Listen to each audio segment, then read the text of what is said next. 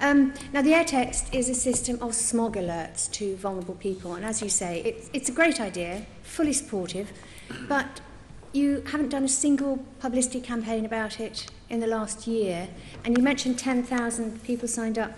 The figure is only 7,000.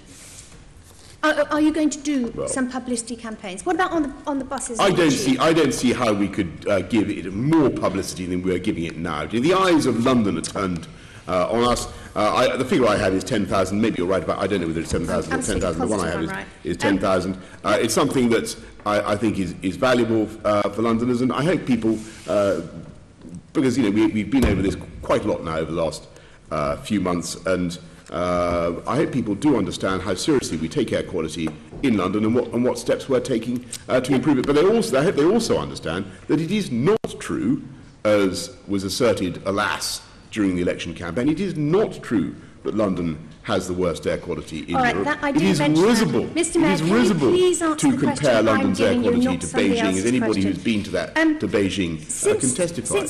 Since the smog alerts were launched in 2007, only 7,000 people have signed up.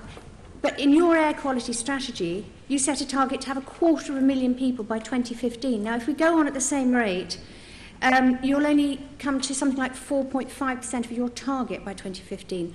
What are you going to do to tell more people about the smog alerts? Well, we are funding air text. We've been But if you don't tell people about it, they won't know about it. We have been publicising it. And Where? I think it's... Can you tell me about the publicity campaign? I'll be happy to supply you details, Jenny, about the publicity funding we've given for AirText. Thank you very much. I'll make sure that I write to you afterwards. Yes, and can you please also consider putting it on bus and tube adverts, because I think you need to get to as many people as possible if you're going to hit your targets. Well, I think that's an arguable point.